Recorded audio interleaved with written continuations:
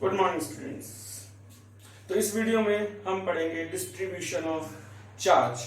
Charge किसी भी material पर किस तरह से, किसी वस्तु पर, किसी बॉडी पर किस तरह से डिस्ट्रीब्यूट होता है।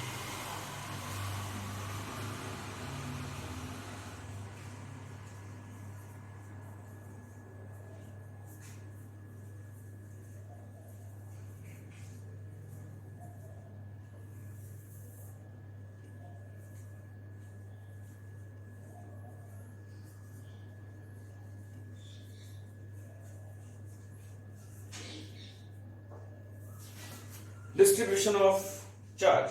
तो स्टूडेंट्स, डिस्ट्रीब्यूशन ऑफ चार्ज क्या होता है कि किसी भी बॉडी के ऊपर जो चार्ज है वो एक पूरी सतह पर फैला हुआ होता है। तो उसकी जो डिस्ट्रीब्यूशन होती है कि चार्ज जो है उस सतह पर किस तरह से फैला हुआ है, क्या वो इवनली है, क्या वो अनइवनली है। तो उसका जो फैलाव होता है एक तरह से, या जो उसका डिस्ट्रीब्यूशन होता है, उसी को हम डिस्ट्रीब्यूशन ऑफ चार्ज कहते हैं। डिस्ट्रीब्यूशन ऑफ चार्ज दो तरह का होता है। एक होता है discontinuous distribution of charge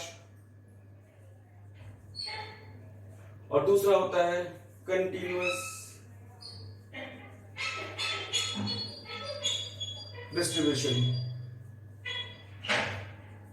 तो इस तरह से डिस्ट्रीब्यूशन ऑफ चार्ज दो तरह का होता है, डिसकंटिन्यूअस डिस्ट्रीब्यूशन और कंटिन्यूअस डिस्ट्रीब्यूशन।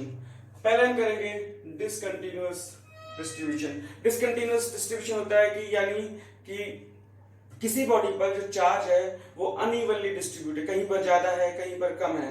यानी अगर चार्ज का डिस्ट्रीब्यूशन अनइवन हो, अलग अलग हो, कहीं ज्यादा हो, कहीं कम हो, तो उसे हम कहेंगे डिसकंटिन्यूअस डिस्ट्रीब्यूशन ऑफ चार्ज। इसको हम इस तरह शो कर सकते हैं। मान लो ये एक बॉडी है, यहाँ पर चार्ज, ये चार्ज है, यहाँ पर ज्यादा चार्ज है, हो सकता है यहाँ थोड़ा कम हो, यहाँ और ज्यादा हो। इस तरह से जो चार्ज होता है कहीं पर ज्यादा होता है, कहीं पर कम होता है, इसे हम कहते हैं डिसकंटिन्यूअस डिस्ट्रीब्यूशन ऑफ चार्ज। और दूसरा है हमारा कंटिन्यूअस डिस्ट्रीब्यूशन ऑफ चार्ज। इसमें क्या होता है कि जो चार्ज है वो पूरी बॉडी पर इवनली डिस्ट्रीब्यूट होता है, यानी इक्वल डिस्ट्रीब्यूशन ऑफ चार्ज। इसे हम कहते हैं कंटिन्यूअस डिस्ट्रीब्यूशन ऑफ चार्ज। इसको हम कैसे रिप्रेजेंट कर सकते हैं? इस तरह से मान लो ये एक बॉडी है और इस पर जो चार्ज है वो इवनली डिस्ट्रीब्यूट है।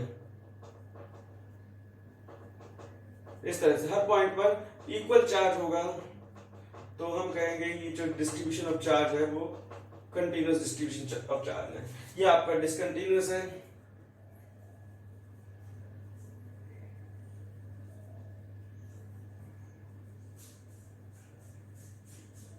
और ये आपका कंटिन्यूअस डिस्ट्रीब्यूशन है। तो यहां आपको ये समझ में आया कि कंटिन्यूअस डिस्ट्रीब्यूशन क्या होता है और डिसकंटिन्यूअस डिस्ट्रीब्यूशन क्या होता है। तो ये जो कंटिन्यूअस डिस्ट्रीब्यूशन है ये आपका अगेन तीन तरह का होता है। पहला होता है लीनियर चार्ज डिस्ट्रीब्यूशन,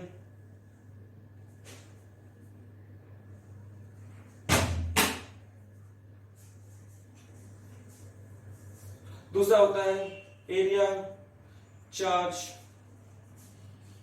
डिस्ट्रीब्यूशन,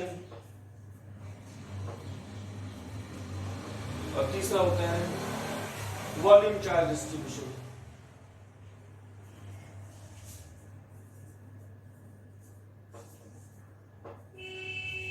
तो स्टूडेंट्स, इस तरह जो कंटिन्यूअस डिस्ट्रीब्यूशन चार्ज है वो तीन तरह का होता है, linear charge distribution, area charge distribution और वॉल्यूम चार्ज डिस्ट्रीब्यूशन। तो सबसे पहले हम कर रहे हैं लीनियर चार्ज डिस्ट्रीब्यूशन।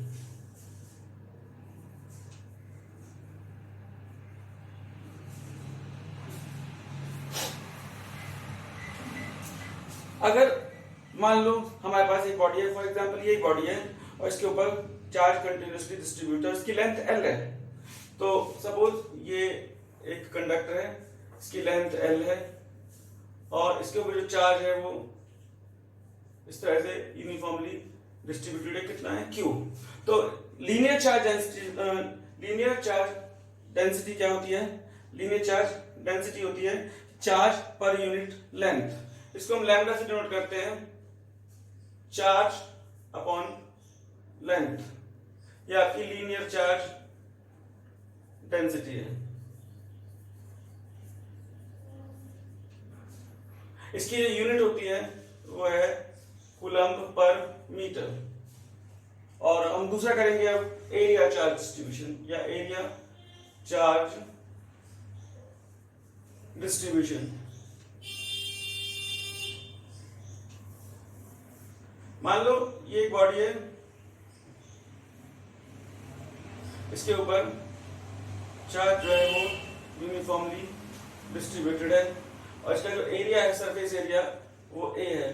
तो इसको हम सिग्मा से डिनोट करते हैं। Sigma equal to charge upon surface area.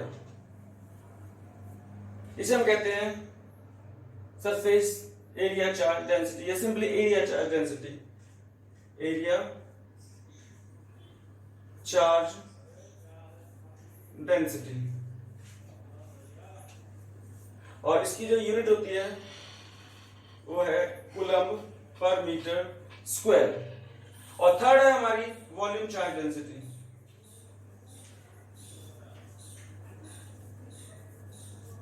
Volume charge density ये होती है, इसको हम रो से डिनोट करते हैं चार्ज अपॉन वॉल्यूम। और इसकी यूनिट होती है वो है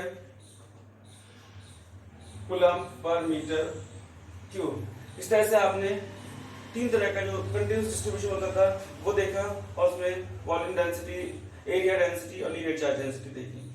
थैंक यू स्टूडेंट्स।